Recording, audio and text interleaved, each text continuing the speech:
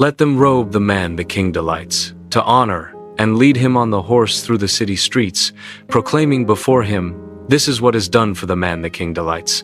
To honor, that's Haman. I will tell you about him later. So let's start from the beginning in the ancient kingdom of Persia. King Xerxes ruled from his magnificent palace in the capital, city of Susa. King Xerxes was a powerful and wealthy ruler, known for his extravagant banquets and lavish displays of wealth.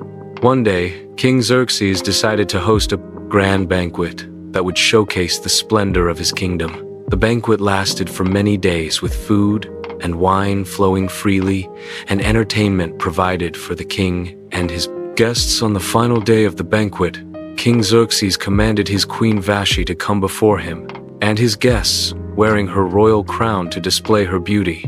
However, Queen Vashti refused to obey the king's command, which greatly angered King Xerxes. Consulting with his advisors, the king decided to banish Queen Vashti from the palace and to search for a new queen to take her place. A decree was issued throughout the kingdom, inviting young women to come to the palace to be considered as the new queen. Among the young women brought to the palace was Esther, a Jewish orphan raised by her cousin Mordecai. Esther was beautiful and kind, and she found favor in the eyes of Haggai, the king's eunuch, in charge of the harem. Haggai provided her with the best cosmetics and food, and he assigned her 7 maids from the palace to attend to her. Esther kept her Jewish heritage a secret, as Mordecai had instructed her not to reveal it. Each young woman underwent a year of beauty treatments before being presented to the king. When Esther's turn came to go to the king, she asked for nothing except what Haggai suggested, showing her humility and wisdom. When King Xerxes saw Esther, he was captivated by her beauty and chose her to be his queen. Not knowing her true identity, to celebrate, the king held a great banquet in Esther's honor, and he declared a holiday throughout the empire. Meanwhile, Mordecai, who sat at the king's gate, overheard a plot to assassinate the king. He told Esther, who informed the king in Mordecai's name. The plot was investigated and confirmed, and the conspirators were hanged.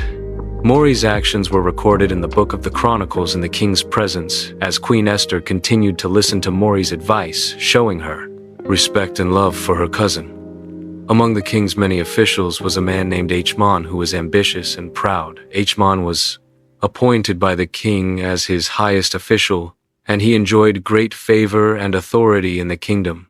But Haman's heart was filled with arrogance, and he demanded that all the king's servants bow down to him. Now, Mordecai, a Jewish man who served at the king's gate, was a man of integrity and faithfulness, and he refused to bow down to Haman, citing his loyalty to God. This defiance angered Haman, and he began to plot his revenge not only against Mordecai but against all the Jewish people in the empire. Haman approached King Xerxes with his wicked plan, saying, there is a certain people scattered and dispersed among the peoples in all the provinces of your kingdom, whose customs are different from those of all other people, and who do not obey the king's laws. It is not in the king's best interest to tolerate them. If it pleases the king, let a decree be issued to destroy them. The king, swayed by Haman's words and unaware of the true identity of the people he was condemning, agreed to Haman's plan. Letters were sent throughout the empire, ordering the destruction of all the Jewish people on a specific day, chosen by casting lots or puim. The news of the decree spread quickly, and the Jewish people were filled with fear and despair. Mordecai tore his clothes in mourning and went into the city, crying out in anguish. The Jewish people fasted and wept, seeking God's mercy and deliverance. Haman's plot seemed to be succeeding, but unknown to him, God was already at work behind the scenes. His plan would soon be thwarted by the courage and faith of one woman, Queen Esther, who had been placed in her position for such a time as this. Esther, who had become Queen of Persia, learned of Mordecai's distress and sent him clothes to replace his torn garments. But Mordecai refused, sending a message to Esther, urging her to go to the king and plead for the lives of her people. Do not think that because you are in the king's house, you alone of all the Jews will escape, for if you remain silent. At this time, relief and deliverance for the Jews will arise from another place. But you and your father's family will perish, and who knows but that you have come to your royal position for such a time as this." Esther was hesitant, knowing the risks involved in approaching the king without being summoned, but Mordecai's words spurred her to action, and she resolved to go to the king, saying, "Go gather together all the Jews who are in Susa and fast for me. Do not eat or drink for 3 days, night or day. I and my attendants will fast, as you do when this is done. I will go to the king, even though it is against the law, and if I perish on the 3rd day." Esther put on her royal robes and stood in the inner court of the palace in front of the king's hall. The king was sitting on his royal throne in the hall, facing the entrance when he saw Queen Esther standing in the court. He was pleased with her and held out to her the gold scepter that was in his hand. So Esther approached and touched the tip of the scepter. Then the king asked, "What is it, Queen Esther? What is your request? Even up to half the kingdom it will be given to you, if it pleases the king. Let the king together with Haman come today to a banquet. I have prepared for him. Bring Haman at once, so that we may do what Esther asks." So the king and Haman went to the banquet Esther had prepared as they were drinking wine. The king again asked Esther, "Now what is your petition? It will be given to you. And what is your request? Even up to half the kingdom it will be granted, my petition. And my request is this: if the king regards me with favor, and if it pleases the king to grant my petition and fulfill my request, let the king and Haman come tomorrow to the banquet I will prepare for them. Then I will answer the king's question." Haman went out that day happy and in high spirits. But when he saw Mordecai at the king's gate and observed that he neither rose nor showed fear in his presence, he was filled with rage against Mordecai. Nevertheless, Haman restrained himself and went home, calling together his friends and Zeresh his wife. Haman boasted to them about his vast wealth, his many sons, and all the ways the king had honored him, and how he had elevated him above the other nobles and officials. And that's not all.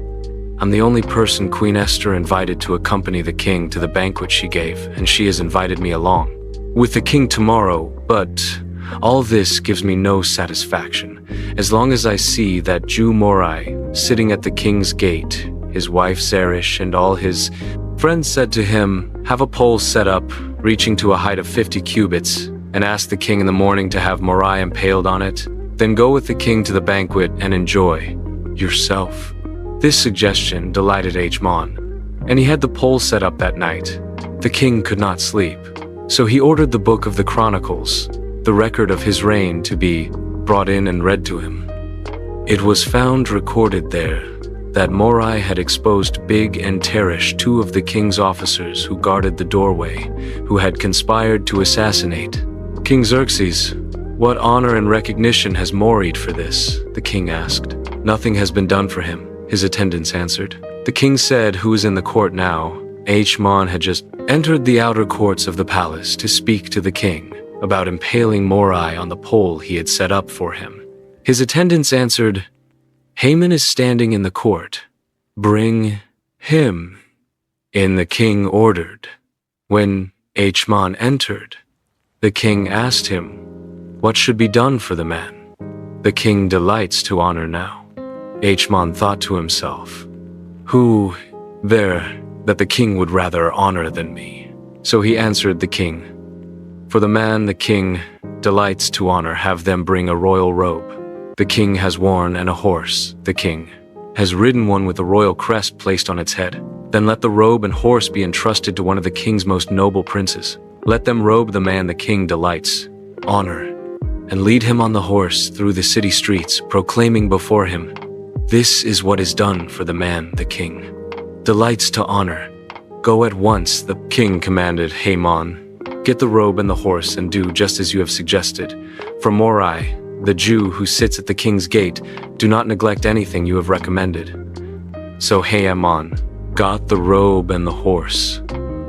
He led Mordecai on horseback through the city streets, proclaiming before him, "This is what is done for the man the king delights to honor afterward Mordecai returned to the king's gate. But Haman rushed home with his head covered in grief and told Xerxes his wife and all his friends everything that had happened to him. His advisors and his wife Xerxes said to him, "Since Mordecai, before whom your downfall has started, is of Jewish origin, you cannot stand against him. You will surely come to ruin." While they were still talking with him, the king's eunuchs arrived and hurried Haman away to the banquet Esther had prepared. So the king and Haman went to Queen Esther's banquet, and as they were drinking wine, on the second day, the king again asked Queen Esther, "What is your petition? It will be given to you. What is your request? Even up to half the kingdom, it will be granted if I have found favor with you, your majesty. And if it pleases you, grant me my life. This is my petition, and spare my people. This is my request, for I and my people have been sold to be destroyed, killed, and annihilated. If we had merely been sold as male and female slaves, I would have kept quiet, because no such distress would justify disturbing the king."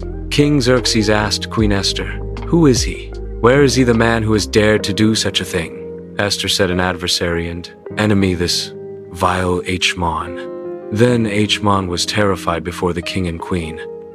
The king got up in a rage, left his wine, and went out into the palace garden. But Haman, realizing that the king had already decided his fate, stayed behind to beg Queen Esther for his life. Just as the king returned from the palace garden to the banquet hall, Haman was falling on the couch where Esther was reclining. The king exclaimed, "Will he even molest the queen while she is with me in the house?" As soon as the word left the king's mouth, they covered On's face. Then Harbona, one of the eunuchs attending the king, set a pole reaching to a height of 50 cubits stands by On's house. He had it set up for Mordecai, who spoke up to help the king. The king said, "Impale him on it." So they impaled Haman on the pole he had set up for Mordecai. Then the king's fury subsided. That same day, King Xerxes gave Queen Esther the estate of Haman. The enemy of the Jews, and Mordecai came into the presence of the king. For Esther had told how he was related to her. The king took off his signet ring, which he had actually reclaimed from Haman, and presented it to Mordecai, and Esther appointed him over On's estate. The king issued a new decree, allowing the Jewish people to defend themselves against their enemies, and the Jews in Susa were saved from destruction. In the end, the Jewish people were saved from destruction, and Mordecai became a trusted advisor to King Xerxes. The Jews celebrated their deliverance with feasting and joy, and Mordecai instituted the festival of Purim to commemorate their victory. Esther's story is one of courage, faith, and divine providence. It reminds us that even in the darkest of times, God is always at work orchestrating events for the good of his people. Esther's willingness to risk her life for the sake of her people serves as an inspiration to us all, encouraging us to stand firm in our faith and trust in God's plan for our lives.